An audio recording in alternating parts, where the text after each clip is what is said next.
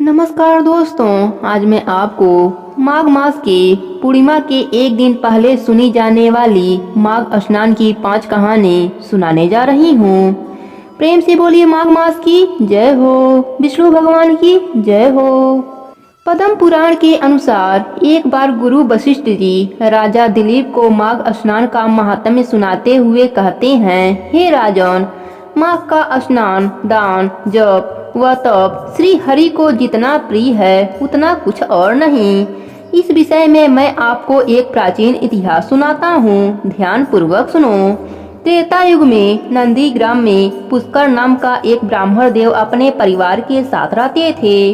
वह ब्राह्मण देव भगवान श्री हरि के परम भक्त थे, सदैव अपने धर्म के अनुष्ठान में लगे रहने वाले और सबके हितैषी थे।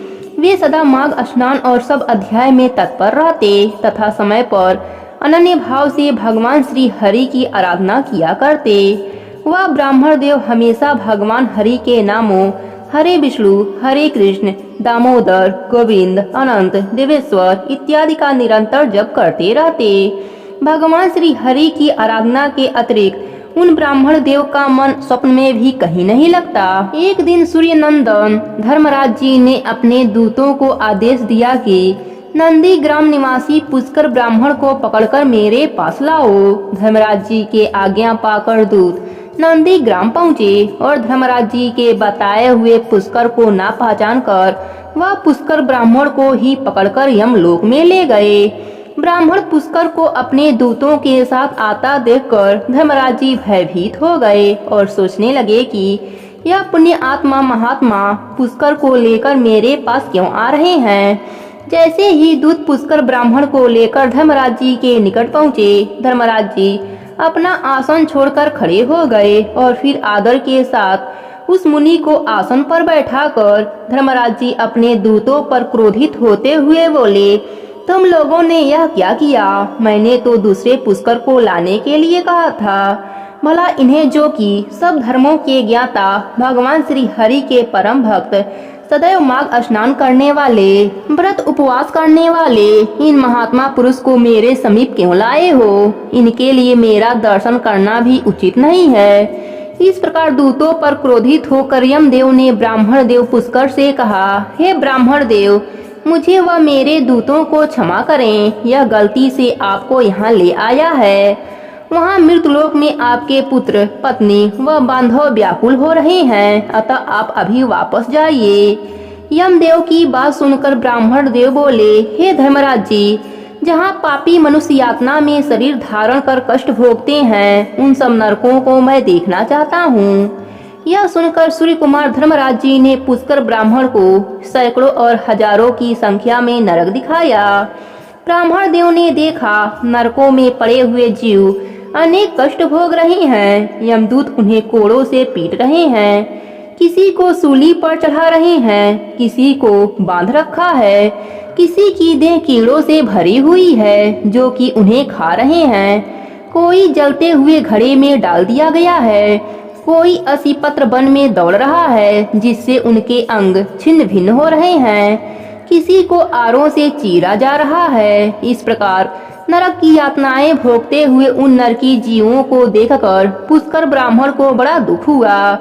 उन्हें संबोधित करते हुए ब्राह्मण देव ने पूछा, क्या आप लोगों ने अपने पूर्व जन्म में कोई पुण्य कार्य नहीं किया जिससे यहाँ नरक में पड़कर यातनाएं भोग रहे हो? तब नरकी जीवों ने कहा, हे विप्रवर, हमने पृथ्वी लोक पर रहते हुए मानव देह धारण करके भी कोई पुण्य का कार्य नहीं किया। यही हमारे नरक में पड़ने का कारण है। हमने पराई स्त्रियों से अनुराग किया, दूसरों के धन को चुराया, पराये वस्तुओं पर जबरदस्ती अधिकार कर लिया, हिंसा किया, झूठ बोला, दूसरों पर गलत लांछन लगाए, ब्राह्मणों और वेद शास्त्रों की सदैव निंदा किया, न तो भूखे को अन्न दिया और न ही प्यासे को कभी जल पिलाया, पशु पक्षी गाय कभी किसी के लिए अन्न जल की व्यवस्था नहीं की।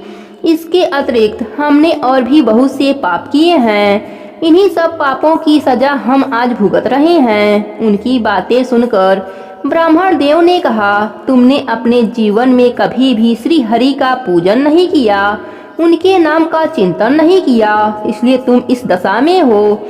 जिसने समस्त लोकों के स्वामी श्री हरि का पूजन किया है वह मोक्ष तक को पा गया है, फिर इन पापों की तो गिनती ही क्या है। परंतु अब यहाँ हाहाकार करने से क्या लाभ। अब आप यहाँ इस नरक में पड़े हुए श्री हरि का स्मरण कीजिए, वे ही सब पापों का नाश करने वाले हैं। मैं अभी यहाँ जगदीश्वर के नामों का कीर्तन करता हूँ, वह निश्चय ही आपका कल्याण करेंगे।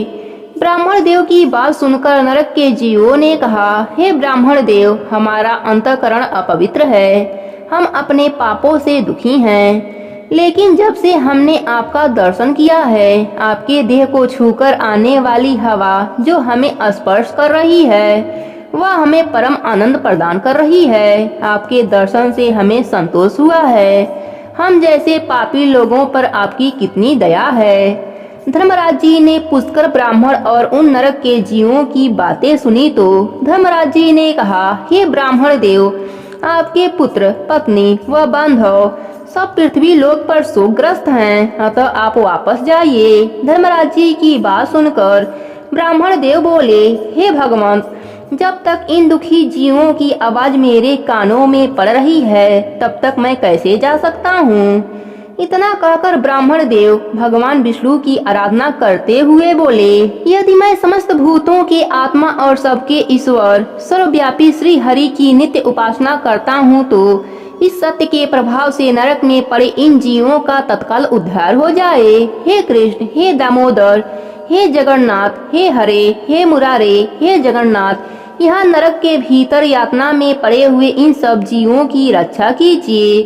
पुष्कर ब्राह्मण के मुख से श्री हरि के नामों का उच्चारण सुनकर वहाँ नरक में पड़े हुए सभी पापी तत्काल नरक से छुटकारा पा गए और वे सब नरक की यातना से छूटते ही प्रशंसा पूर्वक ब्राह्मण देव से कहने लगे, हे विप्रवर, हम आपके कृपा से नरक से मुक्त हो गए हैं। इस संसार में आपकी अनुपम कृति का विख्यात हो। ऐसा कहकर सब जीव श्री हरि के धाम को चले गए और धर्मराज जी इस घटना को देखकर बड़े हैरान हुए। वह ब्राह्मण देव के पास गए और जाकर उन्हें वरदान देते हुए बोले, हे धर्मात्मा, आप पृथ्वी पर जाकर सदा वहाँ प्रशंसा के साथ निवास करें। आपको और आपके परिवार को मुझसे कभी कोई भय नहीं होगा और जो मनुष्य पृथ्वी लोक पर आपके महात्म्य का प्रतिदिन स्मरण करेगा उसे मेरी कृपा से अकाल मृत्यु का भय नहीं होगा। धर्मराज जी के कहने पर पुष्कर देव पृथ्वी पर लौट आए और पहले की तरह स्वस्थ हो भगवान मधुसूदन की पूजा करते हुए रहने लगे। राजा दिलीप को सारा वृतांत सुनाकर वशिष्ठ जी बोले, माघ मास में मेरे द्वारा सुनाए गए पुष्कर के इस महात्म्य को जो भी मनुष्य श्रद्धा पूर्वक पढ़ता या सुनता है उसके सारे पाप तत्काल नष्ट हो जाते हैं और वह संसार के उत्तम सुखों को भोगता हुआ अंत में श्री हरि के परम धाम को जाता है। प्रेम से बोले विष्णु भगवान की जय हो, माघ मास की जय हो। एक गांव में एक ब्राह्मण और ब्राह्मणी रहते थे। ब्राह्मण नियम से माघ मास में पीपल सींचता था। वह रोज ब्रह्म मुहूर्त में स्नान करके पीपल सींचते, उसके बाद ही कुछ ग्रहण करते। एक दिन जब ब्राह्मण देव पीपल सींच रहे थे तो उसमें से आवाज आई, मैं देऊं तू मांग। ब्राह्मण देव आवाज सुनकर घबरा गए कि आवाज कहाँ से आ रही है। घर जाकर वह इसी सोच में खोए रहे। तब ब्राह्मणी ने पूछा, आप किस चिंता में बैठे हैं? तब ब्राह्मण ने बताया, आज मैं पीपल को सींच रहा था, तब उसमें से आवाज आ रही थी, मैं देऊं तू मांग। ब्राह्मणी ने कहा, पीपल के पेड़ पर ब्रह्मा, विष्णु और महेश तीनों देवों का वास होता है, शायद वह आवाज उन्हीं की हो। कल आप पूजा करने जाइएगा, तब आप अपनी मनोकामना उनसे कह दीजिएगा, जो चाहिए उनसे मांग लीजिएगा। ब्राह्मण ने कहा, क्या मांगूं? ब्राह्मणी ने कहा, आप उनसे कहना 16 साल की काया दें, 1000 साल की माया दें, पोते पोतियों का परिवार दें और सारा सुख दें। ब्राह्मण देव ने वही किया। जब अगले दिन पीपल देव की पूजा करने गए तब पीपल से वही आवाज आई, मैं देव हूँ तू मांग। तब ब्राह्मण देव ने कहा, 16 साल की काया दें, 1000 साल की माया दें, पोते पोतियों का परिवार दें और सारा सुख दें। देवताओं ने कहा, यह ब्राह्मण देखने में तो सीधा साधा लगता है, पर उसने तो सारा सुख मांग लिया। देवों ने ब्राह्मण से कहा, जो तुमने मांगा है वह सब तुमको मिल जाएगा। फिर ब्राह्मण देव पूजा करके घर को चल दिया। वह रास्ते में इसी सोच में मग्न थे कि मैंने तो पीपल देव से इतना कुछ मांगा, पर उन्होंने तो कुछ भी नहीं दिया। इसी सोच में वह घर से आगे निकल गए। ब्राह्मणी ने पीछे से आवाज लगाई, आप अपने घर को भूल गए हैं क्या? तब ब्राह्मण देव ने पीछे मुड़कर देखा और बोला, यहाँ तो हमारा झोपड़ा था, यह महल कहाँ से आ गया? ब्राह्मणी ने कहा, मैंने आपसे कहा था न, पीपल पर सभी देवों का वास होता है। आपने मांगा और उन्होंने सब कुछ दे दिया। ब्राह्मण ने कहा, नहीं, पीपल देव ने हमें कुछ नहीं दिया, मैं तो खाली हाथ आया हूँ। ब्राह्मणी बोली, पीपल देव ने हमें सब कुछ दे दिया है, आप अंदर तो आइए। ब्राह्मण देव जब घर के अंदर आया तो देखा वहाँ उनके पोते पोतियाँ खेल रहे थे। सारा घर धन दौलत से भर गया था। ब्राह्मण देव ने पीपल को प्रणाम करके क्षमा मांगी और कहा, मैंने जो भी मांगा आपने उससे बढ़कर दिया। फिर ब्राह्मण ने पूरे नगर में ढिढोरा पिटवा दिया कि माघ मास में पीपल की पूजा अवश्य करें, क्योंकि यह मास बहुत ही फलदायी होती है। इसके बाद ब्राह्मण और ब्राह्मणी सुखपूर्वक रहने लगे और नियम से माघ मास में पीपल देव की पूजा करते रहे। हे पीपल देव, जैसे आपने ब्राह्मण ब्राह्मणी पर कृपा करी, वैसे ही अपने सभी भक्तों पर अपनी कृपा बनाए रखना। प्रेम से बोलिए पीपल देव की जय हो, विष्णु भगवान की जय हो, माघ मास की जय हो। एक गांव में एक सुनैना नाम की औरत रहती थी। वह बहुत ही गरीब थी। गरीब होने के कारण वह दान धर्म की कोई भी कार्य नहीं करती। उसके पास 2 बकरियां थीं, उसी से अपनी आजीविका चलाती थी। एक बार वह बकरियों को लेकर जंगल में गई, तभी उसको एक गाय जख्मी अवस्था में मिली। सुनैना ने उस गाय के पास गई और अपने साड़ी फाड़कर उसके चोट लगे पैरों पर बांधा और बड़ी मुश्किलों के बाद वह खड़ी गाय हुई। सुनैना उसको अपने घर लाई। उस समय माघ का महीना चल रहा था। सुनैना उस गाय की खूब सेवा करती, चारा लाती, नहलाती, चोट लगे स्थान पर गर्म पानी से धोती। इसी तरह कुछ ही दिन में उस गाय की चोट ठीक हो गई। गाय जंगल में फिर से चली गई। कुछ दिन बाद सुनैना की मृत्यु हो गई। यमदूत उसे लेने आए। रास्ते में जब भी सुनैना को कष्ट पड़ता तो वह गाय आकर सुनैना की सहायता करती। जब सुनैना को प्यास लगती तो गाय माता दूध की धारा बहा देती। जब सुनैना को बैतरणी नदी पार करनी थी तो गाय माता उसे बड़े आसानी से बैतरणी नदी पार करा दिया। इस प्रकार वह सुखपूर्वक धर्मनगरी पहुंच गई। चित्रगुप्त जी ने धर्मराज जी से कहा, प्रभु, इसने अपने संपूर्ण जीवन में कोई भी धर्म कर्म दान पुण्य नहीं किया है। एक ही पुण्य है इसके पास। धर्मराज जी ने कहा, कौन सा पुण्य? तब चित्रगुप्त जी ने कहा, इसने माघ के महीने में एक जंगली गाय का सेवा निस्वार्थ भाव से किया था। बस वही एक पुण्य है। तब धर्मराज जी ने कहा, इसको स्वर्ग लोक में जो गौ लोक है वहाँ पर ले जाया जाए। इसने अनजाने में ही बहुत बड़ा पुण्यों को अर्जित कर लिया है। इस प्रकार सुनैना को बड़े मान सम्मान के साथ गौ लोक ले जाया गया।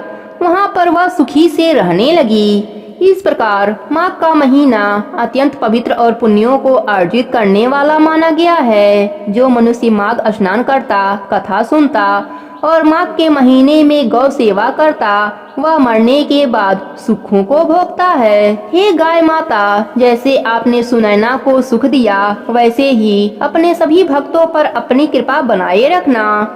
प्रेम से बोलिए गाय माता की जय हो, विष्णु भगवान की जय हो, माघ मास की जय हो।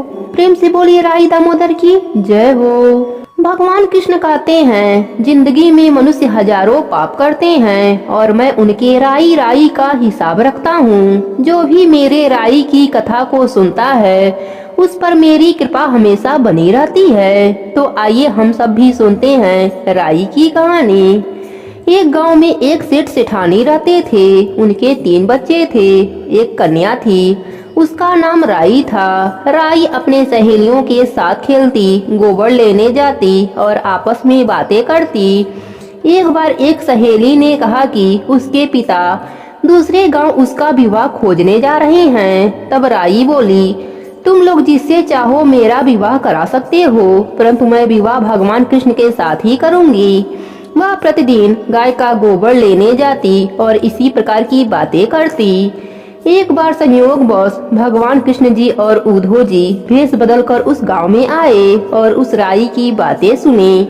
उससे प्रेरित होकर वह दोनों उसके पीछे पीछे उसके घर गए। उन्होंने राई के पिता से कहा, हम तुम्हारे बेटी के लिए वर लेकर आए हैं। राई के पिता ने श्री कृष्ण का रूप देखकर बेटी का विवाह उनसे करा दिया। भगवान वहाँ 15 दिन रुककर यह कहकर चले गए कि वह गाजे बाजे के साथ राई को लेकर जाएंगे। भगवान अपने धाम में 16,000 रानियों के बीच रहते हुए उस राई को भूल गए।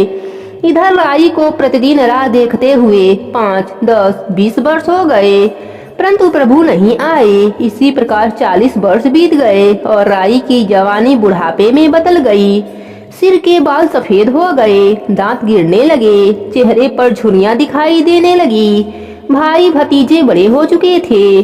एक दिन राई बोली, भैया मुझे गंगा नहाना है और 4 पहरों का पाप धोना है। भाई उसको गंगा जी लेकर गए। पंडित जी से पिंडदान करने को कहा। पंडित ने तांबे का कलश तैयार करके कृष्ण नाम से पिंडदान कराकर राई के हाथों में दे दिया, इसे गंगा जी में बहा दो। जब राई ने कलश गंगा जी में बहाया तो कलश खिलखिलाकर हंसने लगा और बैकुंठ जाकर भगवान के सीने में प्रहार किया। उसे देखकर भगवान को अपने भूल का एहसास हुआ और तुरंत नंगे पैर दौड़ते हुए मृत्युलोक में राई के पास आ पहुँचे। संपूर्ण गांव वाले राई को बधाई देने लगे तथा राई अपने पति को देखकर शर्माने लगी। तब भगवान ने कहा, मुझसे भूल हो गई है। इसके बाद भगवान ने राई को स्पर्श किया। तब राई का शरीर दिव्य हो गया, जिसे देखकर भगवान बोले, हे राई, तुम्हारा लेखा जोखा हर धर्म में रहेगा। जो कोई राई की कथा कहेगा वह 1 कटोरी राई भरकर श्री कृष्ण मंदिर में दान करेगा, वह मेरे धाम को प्राप्त होगा। इस प्रकार राई प्रभु के साथ बैकुंठ लोक चली गई। प्रेम से बोलिए राई दामोदर की जय हो। दूसरी कथा के अनुसार एक गांव में एक माँ बेटी रहती थी। बेटी का नाम राई था। वह बहुत सुंदर व सुशील थी। भगवान कृष्ण की परम भक्त थी। एक बार कृष्ण भगवान उसकी परीक्षा लेने हेतु चूड़ी बेचने वाले बनकर आए और आवाज देने लगे। राई अपनी माँ से बोली, मुझे भी चूड़ियाँ चाहिए। माँ बोली, पैसे कहाँ से लाऊं? बाजरी है, वह ले जा। बाजरी को भगवान ने फूंक मारी तो भूस उड़कर राई के आंख में चले गए। राई जोर जोर से रोने लगी। भगवान वहाँ से अंतर ध्यान हो गए। वैद्य का रूप धारण करके वहाँ आ पहुँचे। आवाज देने लगे। राई की माँ बाहर आई और बोली, वैद्य जी, मेरी बेटी की आंख में भूस चला गया है, उसे निकाल दो। भगवान बोले, अगर मैं भूस निकालूं तो उसका विवाह मेरे साथ करना पड़ेगा। राई की माँ तैयार हो गई, सगाई कर दी। शुक्ल पक्ष के 11 को विवाह निश्चित किया गया। माँ सोचने लगी, बेटी को क्या दूं? सुनार के दुकान पर जाकर बोली, मेरी राई के लिए लौंग व बिछिया गढ़ दे। सुनार बोला, मुझे समय नहीं है, मैं तो कृष्ण भगवान के गहने गढ़ रहा हूँ। हर दुकान पर गई और उसको यही जवाब मिला। माँ तो घर आ गई, अब वह क्या करे? वह घर आई तो झोपड़ी महल में बदल गया। घर में आनंद उठा। ठाठ से विवाह की तैयारियां होने लगी। भगवान ने परात लाया। माँ ने खूब ठाठ से राई का विवाह भगवान कृष्ण के साथ कर दिया। भगवान राई को लेकर हरिद्वार गए। राई महल में आनंद के साथ रहने लगी। दूसरी रानियां चिढ़ने लगीं। सावन में राई पीहर गई। भगवान ने सोचा कि तीज भेजूं। 7 जरी की साड़ी, 7 हीरे मोतियों का हार रखे। 2 हंसों को बुलाया और बोले, सीधा राई के पिहर जाना और कहीं मत रुकना। राधा रुक्मण को पता चला तो उन्होंने हंसों को अपने महल में बुलाकर कहा, थोड़े मोती चुन लो। हंस मोती चुगने लगे। राधा रुक्मण ने सारा सामान निकालकर उसमें फटे पुराने कपड़े और 5 कांटे रख दिए और पोटली हंसों को दे दिया। हंस सारा सामान लेकर राई के पास गए तो राई खुशी से नाचने लगी। जैसे ही पोटली खोली, 5 उंगलियों में कांटे चुभ गए। राई बहुत दुखी हुई। सावन खत्म हुआ तब भगवान राई को लेने आए। राई भगवान से बोली नहीं। भगवान आए तो राई दूर दूर जाए। भगवान ने सोचा कोई बात नहीं, राई फिर भी नहीं बोली। इतने पर भी राई भगवान को अपने महल में जिमाई। भोजन में दही जरूर देती। एक दिन भगवान बिल्ली बनकर सारा दही खा गए। अब राई दही कहाँ से रखे। भगवान गुजरी बनकर दही बेचने आए। राई नीचे जाकर बोली, थोड़ा दही दे दो। गुजरी बोली, राई तुम उदास क्यों हो? हमने सुना है तुम भगवान से नाराज हो। राई बोली, तुझे क्या मतलब, तू जा। गुजरी बोली, हम सखी जैसे हैं, मन की बात कहो तो मैं किसी से भी नहीं कहूंगी। राई ने सारी बात बताई। सुनते ही भगवान को अचंभा हुआ। वह असली रूप में आ गए। बोले, यह कैसे हुआ? मैंने तो 5 जड़ी के साड़ी और 5 हीरों का हार भेजा था। भगवान ने हंसों को बुलाकर पूछा, तुम कहीं रुके तो नहीं? हंस बोले, राधा रुक्मण के महल में रुके थे और कहीं नहीं रुके थे। भगवान ने राधा रुक्मण को बुलाया और पूछा, आपने ऐसा क्यों किया? तो वह बोली, आप हमारे महल नहीं पधारे, इसलिए हमने ऐसा किया। भगवान बोले, आप हमें प्रेम से बुलाते तो हम जरूर आते। फिर भगवान बोले, कार्तिक का महीना राई को दूंगा, 5 दिन राधा रुक्मण को और 11 दिन सत्यभामा को दूंगा। भगवान ने सबको मान दिया। हे भगवान, जैसे आपने राधा रुक्मण, सत्यभामा और राई को मान दिया, वैसे ही अपने सभी भक्तों पर अपनी कृपा बनाए रखना। कहानी अधूरी हो तो पूरी करना, पूरी हो तो मान रखना।